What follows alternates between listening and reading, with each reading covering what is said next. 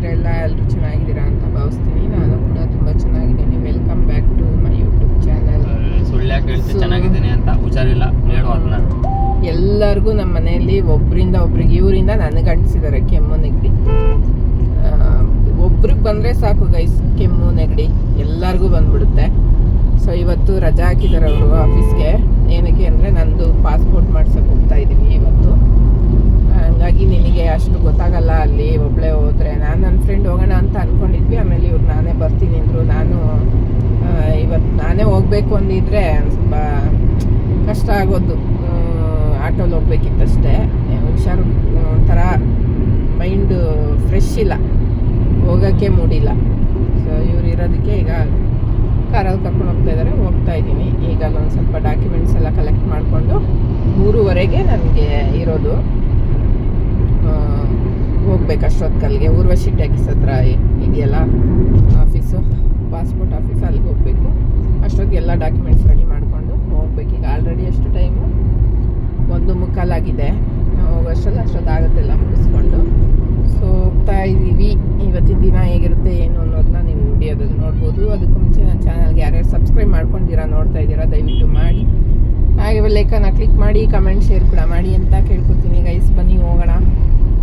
ಹೇಗಿರುತ್ತೆ ಏನು ತೋರಿಸ್ತೀನಿ. ಪಾಸ್ಪೋರ್ಟ್ ಹತ್ರ ಅಲ್ಲಿ ಆಫೀಸ್ ಹತ್ರ ಎಷ್ಟು ಕ್ಯೂ ಇರುತ್ತೆ, ಜಾಸ್ತಿ ಜನ ಇರ್ತಾರೆ ಅನ್ಸುತ್ತಲ್ಲ. ನೋಡೋಣ ಎಷ್ಟೊತ್ತಾಗುತ್ತೆ ಏನು ಅನ್ನೋದನ್ನ. ಸೊ ಬನ್ನಿ ಹೋಗೋಣ. ಈಗ ನೈಸ್ ರೋಡಲ್ಲಿ ಹೋಗ್ತಾ ಇದ್ದೀವಿ ನಾವು ನಮ್ಮ ಅಕ್ಕ ಮನೆ ಹತ್ರ. ಅಲ್ಲಿ ಸ್ವಲ್ಪ ಡಾಕ್ಯುಮೆಂಟ್ಸ್ ಎಲ್ಲ ಕಲೆಕ್ಟ್ ಮಾಡ್ಕೊಂಡು ಹೋಗ್ಬೇಕು. ಸೊ ನೈಸ್ ರೋಡ್ ಇವತ್ತು ತುಂಬ ಜಾಮ್ ಇದೆ ಅಲ್ಲ, ತುಂಬ ವೆಹಿಕಲ್ಸ್ ಇತ್ತು ಇವತ್ತು. ಈಗ ಒಂದು ಸ್ವಲ್ಪ ರೋಡ್ ಕ್ಲಿಯರ್ ಅನ್ನಿಸ್ತಾ ಇದೆ. ಇಷ್ಟೊತ್ತವರೆಗೂ ಸಖತ್ತು ಗಾಡಿಗಳು, ವೆಹಿಕಲ್ಸ್ ಜಾಸ್ತಿ ಇತ್ತು ರೋಡಲ್ಲಿ. ಲಾರಿಗಳು ತುಂಬ ಇಲ್ಲಿ ನೋಡಿದ್ರೆ ಮೇನ್ ರೋಡಲ್ಲೇ ಬರೋದು ಉತ್ತಮ ಅನ್ಸುತ್ತೆ ಒಂದೊಂದ್ಸಲ. ಸೊ ಬನ್ನಿ ಹೋಗೋಣ ಗೈಸ್. ಈಗ ಎಲ್ಲ ಡಾಕ್ಯುಮೆಂಟ್ಸು ಜೆರಾಕ್ಸ್ ಎಲ್ಲ ಎರಡೆರಡು ಸೆಟ್ ತೊಗೊಂಡು ಈಗ ಹೋಗ್ತಾ ಇದ್ದೀವಿ. ಈಗ 1:30 ಆಗಿದೆ. 3:30ಗೆ ಇರಬೇಕು. 2 hours ಹೋಗೋಕ್ಕೆ 1 hour ಬೇಕಲ್ಲಿಗೆ, ಟ್ರಾಫಿಕ್ ಇದ್ರೆ ಅಲ್ಲ. ಅಲ್ಲಿ ಮತ್ತು ಪಾರ್ಕಿಂಗ್ ಹುಡುಕಬೇಕು, ಮತ್ತು 1/2 hour ಮುಂಚೆ ಅಲ್ಲಿ ನಿಂತಿರಬೇಕು ನಾವು ಕ್ಯೂನಲ್ಲಿ. ಸೊ ಹಂಗಾಗಿ ಹೋಗ್ತಾ ಇದ್ದೀವಿ ಗೈಸ್. ಬೇಗನೆ ಬಂದ್ವಿ ಗೈಸ್, ಪಾರ್ಕಿಂಗು ಸಿಕ್ತು. ಸೊ ಟೈಮ್ ಇತ್ತು ಇನ್ನು, ಅದಕ್ಕೆ ಮಧ್ಯಾಹ್ನ ಬೇರೆ ಆಗಿತ್ತಲ್ಲ, ಊಟ ಟೈಮ್ ಆಗಿತ್ತು. ಏನಾದ್ರು ಲೈಟಾಗಿ ತಿನ್ಕೊಂಡು ಹೋಗೋಣ ಅಂತ ನಮ್ಮ ಹಸ್ಬೆಂಡ್ ಕ್ಯೂ ನಿಂತ್ಕೊಂಡ್ರೆ ತುಂಬ ಟೈಮ್ ಆಗುತ್ತೆ, ತಿನ್ಕೊಂಡು ಹೋಗ್ಬಿಡೋಣ ಅಂದರು. ಅಲ್ಲೇ ಒಂದು ಮಾವಳಿ ಟಿಫನೀಸ್ ಅಂತ ಇತ್ತು, ತುಂಬ ಹಳೆ ಕಾಲದ್ದು. ನನಗೇನು ಅಷ್ಟು ಇಷ್ಟ ಆಗಿಲ್ಲ, ನಮ್ಮ ಹಸ್ಬೆಂಡ್ಗೇನೋ ತುಂಬ ಇಷ್ಟ ಆಯ್ತಂತೆ. ತಿನ್ಕೊಂಡು ಹೋಗೋಣ ಅಂತ ಬಂದಿದ್ದೀವಿ ಗೈಸ್. ಮಾವಳಿ ಟಿಫನ್ಸ್ ಬಂದಿದ್ದೀವಿ ಗೈಸ್. ಈಗ ನನಗೆ ಗೊತ್ತಿಲ್ಲ ಇಲ್ಲಿ ಒಂದು ಹೋಟ್ಲಿಗೆ ಅಂತ. ನಮ್ಮ ಹಸ್ಬೆಂಡ್ ಹುಡುಕ್ತಿದ್ದಾರೆ. ಈಗ ಮಸಾಲೆ ದೋಸೆ ಚೆನ್ನಾಗಿದೆ ಅಂತ ಇನ್ನೊಂದು ತರಕ್ಕೆ ಹೋಗಿದ್ದಾರೆ. ನಾನು ಇಲ್ಲಿ ಬಿಸಿಬೇಳೆ ಬಾತ್ ಹೇಳಿದ್ದೀನಿ. ಅವ್ರು ಇನ್ನೂ 2 ಐಟಮ್ ಅದ್ರ ಜೊತೆ ತೊಗೊಳಕ್ಕೆ ಹೋಗಿದ್ದಾರೆ. ಹೇಗಿದೆ ಟೇಸ್ಟ್ ಅಂತ ಟೇಸ್ಟ್ ಮಾಡಿ ಹೇಳ್ತೀನಿ. ಚೆನ್ನಾಗಿರೋಂಗಿದೆ, ತುಂಬ ಹಳೆ ಕಾಲದ ಹೋಟ್ಲು. ಸೊ ನೋಡೋಣ ಹೇಗಿರುತ್ತೆ ಅಂತ. ನಮಗೆ ಓಕೆ ಗೈಸ್. ನಮ್ಮ ಹಸ್ಬೆಂಡ್ ಚೆನ್ನಾಗಿದೆ. ರವೆ ಇಡ್ಲಿ, ವೆಜ್ ಕಟ್ಲೈಟ್ ಆ್ಯಂಡ್ ಬಿಸಿಬೇಳೆ ಬಾತ್. ಹೆಂಗಿದೆ ಚಿನ್ನಿ? ಎಲ್ಲ ಚೆನ್ನಾಗಿದೆಯಾ? ಗೊತ್ತಾ?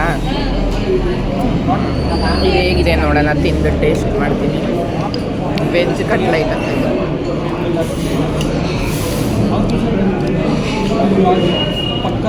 ಒಂಥರ ಚೆನ್ನಾಗಿದೆ, ಒಂಥರ ಇದೇನಿದು ಇವರೇ ಓನರ್ ರೆಡಿ ಮಾಡಿರೋದು. ಚೆನ್ನಾಗಿದೆ ಸಾಸ್ ಒಂಥರ.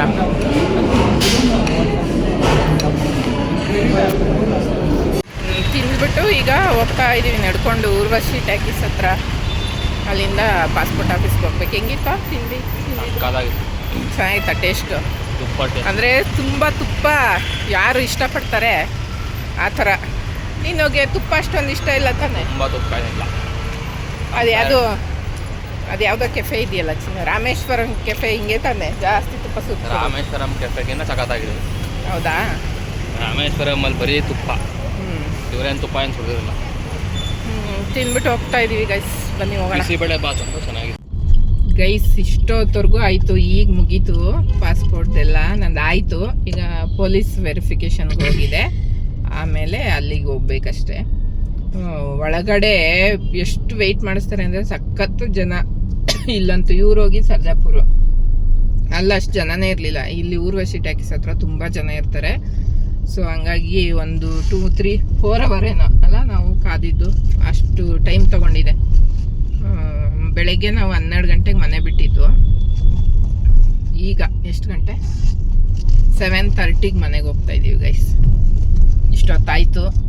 ಬಟ್ ಅಲ್ಲೇನಂದರೆ ವೆಯ್ಟ್ ಮಾಡಿಸಿದ್ರು. ಎಲ್ಲ ಒರಿಜಿನಲ್ ಕೇಳ್ತಾರೆ, ನಿಮ್ಮದು SLC ಮಾಸ್ ಕಾರ್ಡು, ಆಮೇಲೆ ನಿಮಗೆ ಅಪಾಯಿಂಟ್ಮೆಂಟ್ ಕೊಟ್ಟಿರ್ತಲ್ಲ ಅದ್ರದ್ದು ಒಂದು ಜೆರಾಕ್ಸ್ ತೊಗೋಬೇಕು ನೀವು.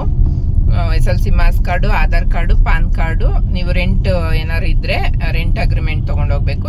ಓನ್ ಹೌಸ್ ಇದ್ರೆ ಏನು ಬೇಡ, ಕಂಪಲ್ಸರಿ SLC ಮಾಸ್ ಕಾರ್ಡ್ ಕೇಳ್ತಾರೆ. ಸೊ ಇಷ್ಟು ಒರಿಜಿನಲ್ಲು ತೊಗೋಬೇಕು, ಜೊತೆಗೆ ಜೆರಾಕ್ಸು ಒಂದು ಸೆಟ್ ತೊಗೋಬೇಕು. ಇಷ್ಟು ತೊಗೊಂಡು ಹೋದರೆ ಅಲ್ಲಿ ಜೆರಾಕ್ಸು ಅವರು ನೋಡಿ ಎಲ್ಲ ಇದು ಮಾಡ್ತಾರೆ. ಆಮೇಲೆ ಒರಿಜಿನಲ್ಲು ತೋರಿಸ್ಬೇಕು ಅವ್ರಿಗೆ ನೋಡೋಕ್ಕೆ. ಸೊ ಅದನ್ನ 3 ಕೌಂಟ್ರಲ್ಲೂ ನೋಡ್ತಾರೆ, ಚೆಕ್ ಮಾಡ್ತಾರೆ. ಸೊ ಅಷ್ಟು ತೊಗೊಂಡೋಗ್ಬೇಕು ನೀವು. ನಾನು ತೊಗೊಂಡೋಗಿದ್ದೆ, ಎಲ್ಲ ಆಯಿತು.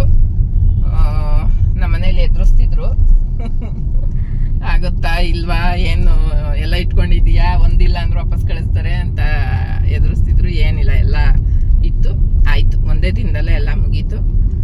ಸೊ ನೀವು ಏನಾದರೂ ಹೋದರೆ, ಹೊಸ್ದಾಗಿ ಏನಾದ್ರು ಮಾಡಿಸ್ತಾ ಇದ್ರೆ ಇಷ್ಟು ತೊಗೊಂಡೋಗಿ ಗೈಸ್.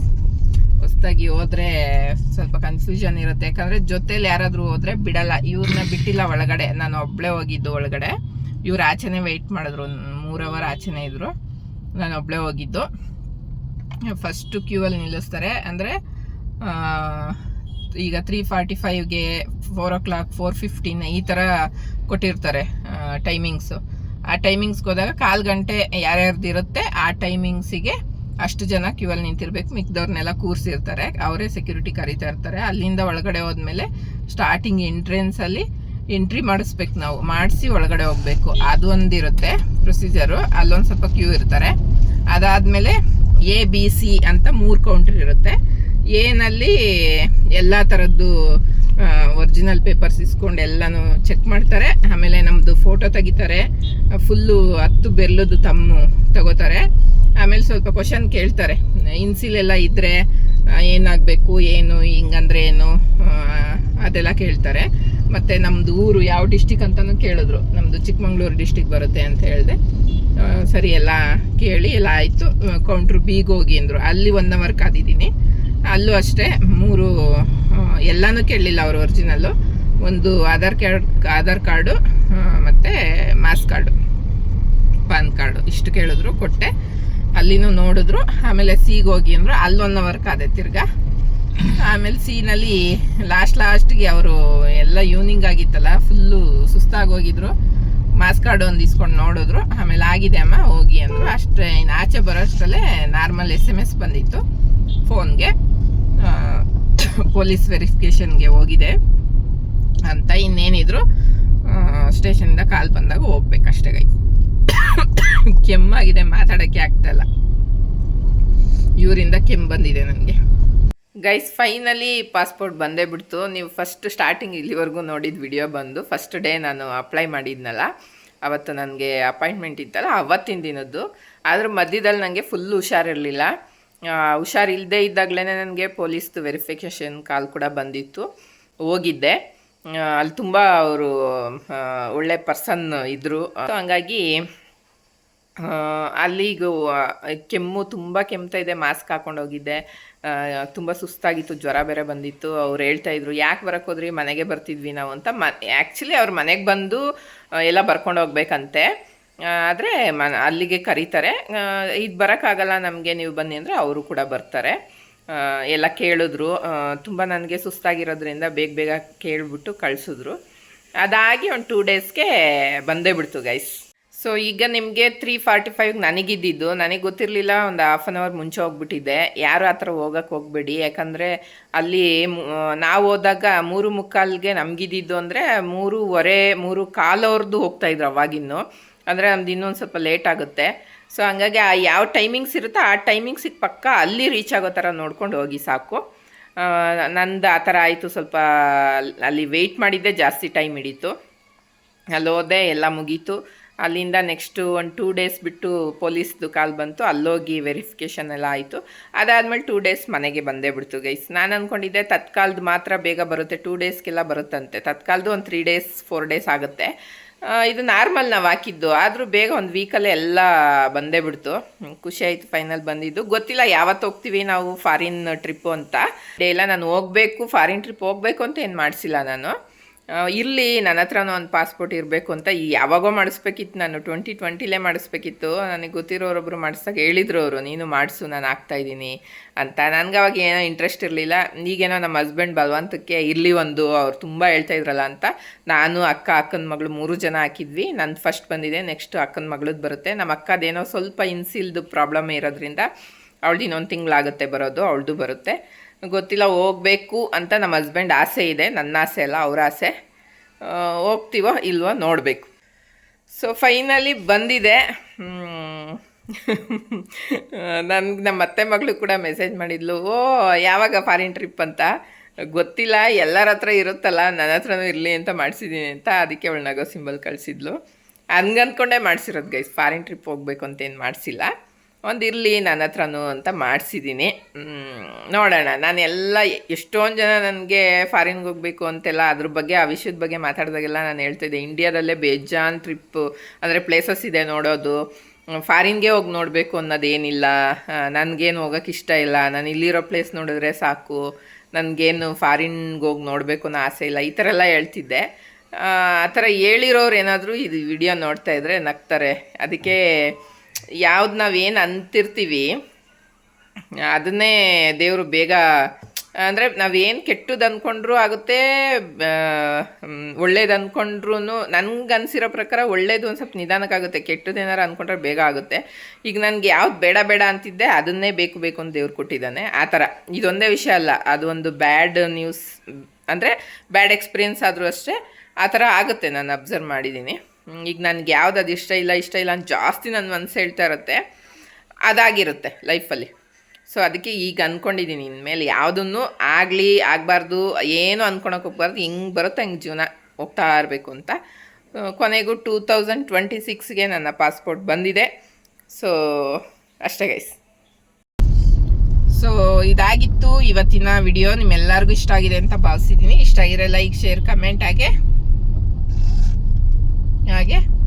ಸಬ್ಸ್ಕ್ರೈಬ್ ಮಾಡೋದನ್ನ ಮರಿಬೇಡಿ ಗೈಸ್. Thank you.